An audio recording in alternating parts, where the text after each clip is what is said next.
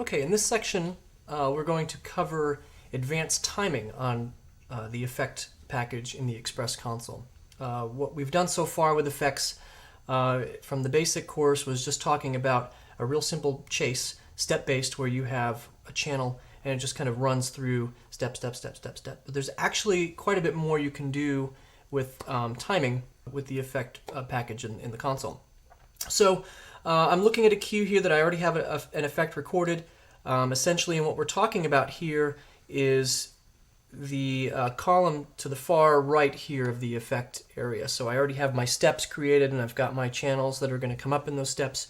And by default, the time here is 0.2 of a second. Now, what the time column means is the amount of time it takes for the effect to go from one step to the next, like step 1, step 2, step 3, step 1, 2, 3. By default, it's 0.2 of a second. So let's see what that looks like when it runs in stage mode. This is Q51. So I'm going to go to stage, I'm going to run Q51, and you can see that I just have 0.2 of a second, blocks of 5 channels kind of going on all the way through. Maybe I want to change how long it takes to do that, so I can go back into blind and look at that cue and select my steps using soft key 1. I can select all of them, steps 1 through 3, because I can make these changes all at once. Use my arrow keys to use the right arrow to move over to the column for time, and I'm going to change this to 1 second. And anytime I make a change to an effect in blind, I have to, as it will remind me, I have to record enter. So I record enter, I'm going to go back out to stage, and I'm going to run that cue, Q51. And now you can see that the time it takes to go from one step to the next is quite a bit longer. It's actually 1 second as opposed to 0.2 of a second. And you can see the behavior of the effect as it does that. Now, by default, an effect is going to do exactly what you're seeing here. The lights are going to pop onto full when the step is active, and they're going to go pop off to 0 when the step is inactive, and then each step is going in order, so we have this chase effect. But I can actually soften that a little bit using some additional timing parameters in the effect. So let's take a look at how to do that. So back in blind, looking at the cue, I have 3 more columns here next to time, labeled in, dwell, and out. Now this is the same concept of in, dwell, and out that was covered in a section on submaster timing. And it basically applies the same way. The language is the same. So in is the time it takes the step for the effect to fade in. Dwell is how long it stays in, and out is how long it takes for that step of the effect to fade out. So let's make some timing changes to those parameters and see how that looks when the effect runs. I'm going to grab all 3 of my steps again using my step soft key, 1 through 3. I'm going to use the right arrow into my in time, and I'm going to make this, make that 0.2 of a second. I'm going to use the right arrow to go to my dwell time and make this maybe half a second, 0.5. And then my out time, I'm going to make this maybe 0.3 of a second. I'm going to record enter.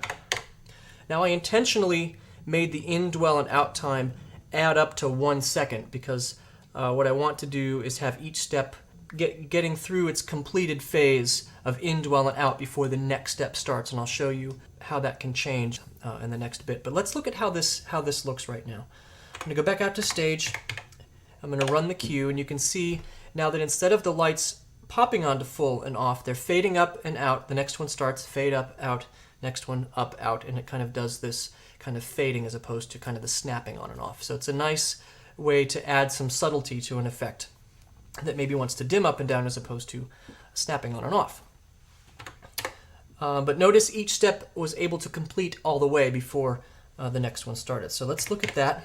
And now what I want to do is I'm going to go back in and I'm going to decrease the time, the overall time of each step, and I'm going to make it a little bit shorter, maybe say to 0.8 of a second. So I'm going to grab my steps 1 through 3, arrow over to time, make it 0.8.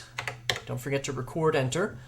And now you can see that the in, dwell, and out times still add up to 1 second, but the time between the steps is actually shorter than that. What that means is that step 1 is not going to have a chance to finish before step 2 starts, which means I'm going to get an overlap. So let's see how that looks when we run that effect. So Q51, go. You can see that before before step 1 finishes, step 2 takes on, so you get this kind of an overlap where it's like one step hands off to the next one. So it's kind of a nice transition between the two, as opposed to letting one step go all the way out before the next one picks up.